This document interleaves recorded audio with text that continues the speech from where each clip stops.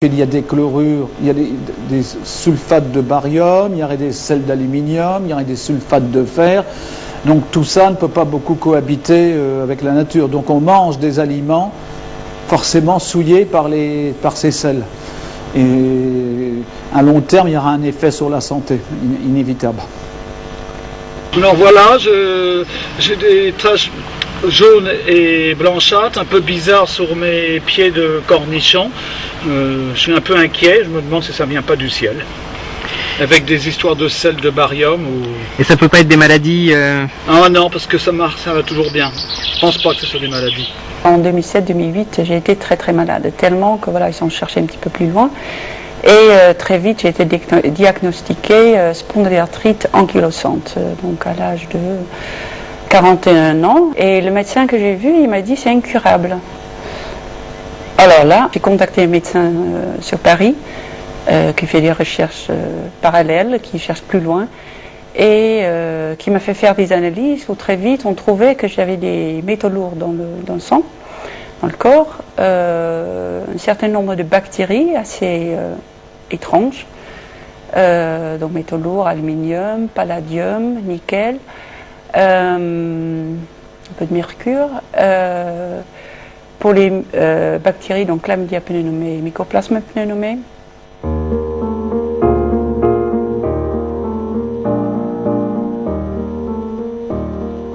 Un soir, je suis derrière l'ordinateur et j'aligne les trois mots métaux lourds,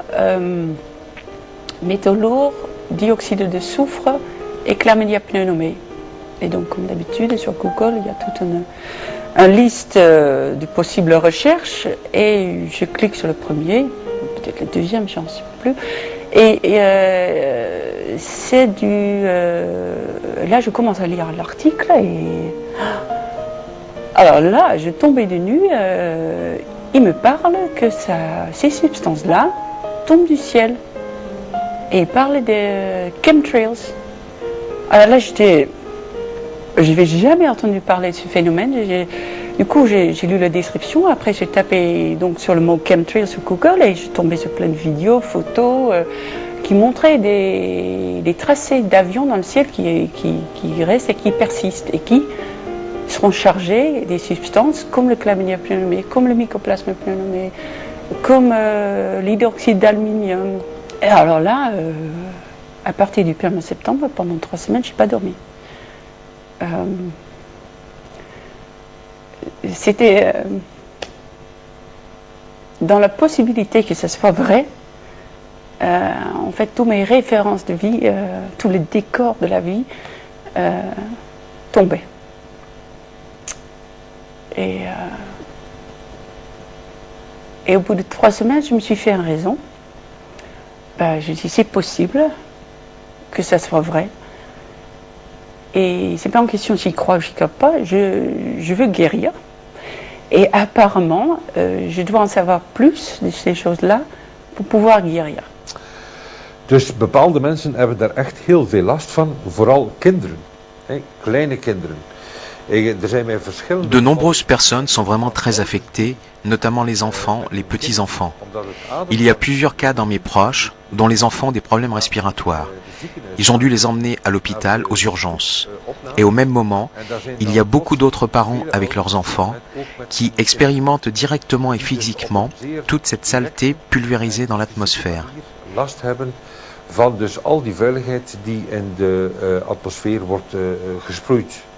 Et c'est confirmé par différents témoignages à travers le monde. Over langs de wereld wordt dit bevestigd. En nogmaals, als men ziet welke ziekten er zijn. Et quand nous voyons ce qui se passe avec les maladies respiratoires, d'Alzheimer, de Parkinson, la sclérose en plaques, l'autisme, le cancer. Autisme, kanker, ongelooflijk. En Flandre, de 30 à 40% de la population se prépare à avoir le cancer. C'est presque 1 sur 2. 1 sur 2.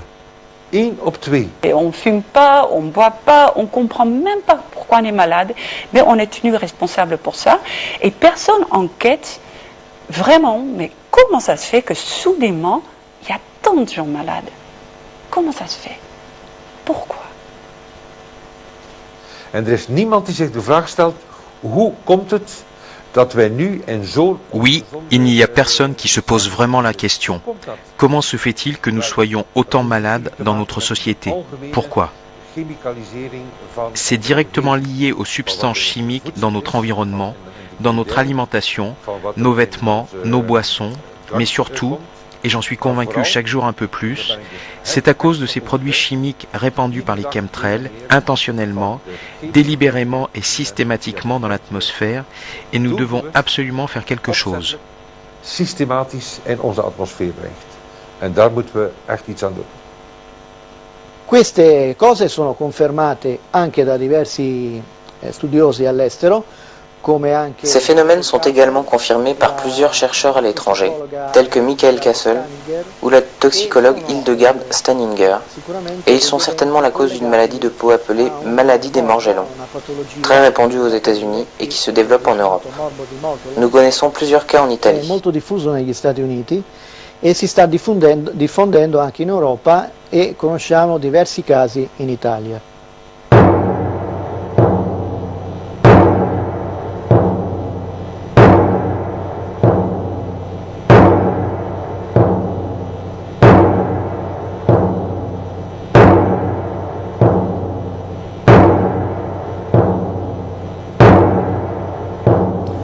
Il y a des très grandes chances que cela vienne d'abord du Pentagone et ensuite par les pays satellites qui gravitent autour du Pentagone, les militaires essentiellement pour moi, pas les civils.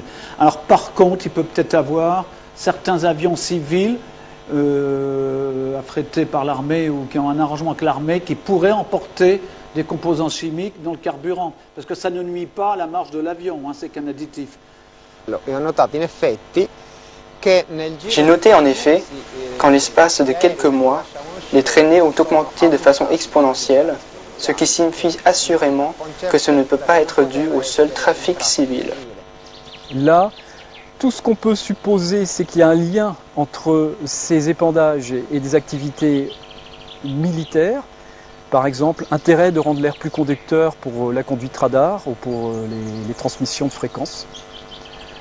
Les sources existent, des sources de brevets aussi sur la composition des épandages, parce que effectivement, il n'y a pas de fumée sans feu, il y a des brevets et ces brevets sont effectivement, semble-t-il, utilisés.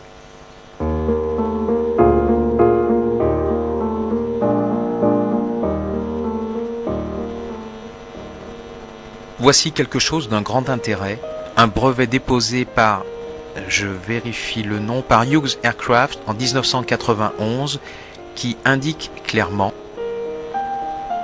je lis le texte original, une solution au problème du réchauffement climatique consiste à répandre des particules métalliques dans l'atmosphère. Ce qui suit est aussi très important. Une technique pour répandre ces particules métalliques serait d'ajouter de minuscules particules dans le kérosène des avions de ligne. Donc ça concerne aussi les avions commerciaux, pas seulement les avions militaires. Je continue. De sorte que les particules soient émises par les moteurs de l'avion lorsqu'il vole à son altitude de croisière.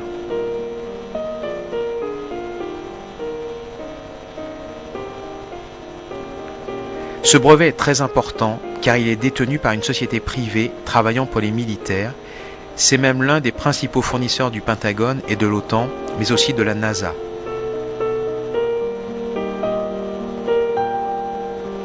Et nous pouvons nous poser la question, pourquoi font-ils ça? Il y a une fois un jeune militaire qui venait de faire son engagement dans l'armée, on parlait de ça, comme ça, et il me dit, mais ah oui, on appelle ça la guerre non conventionnelle, d'un ton tout naturel à l'armée, c'est normal, ça s'appelle la guerre non conventionnelle. Les pilotes de ligne, m'ont à tous affirmé, tous ceux que j'ai pu interroger, que depuis l'an 2000, ils sont obligés de voler au-dessus de 8000 mètres d'altitude pour tous les vols, même les petits vols. Les cours Rodez, Paris, hop, il faut décoller, grimper à 8000, y rester 10 minutes et redescendre. Donc, les traînées qu'on voit, qui sont émises par des avions qui naviguent nettement en dessous de 8000 mètres, ne peuvent pas être des traînées produites par des avions de ligne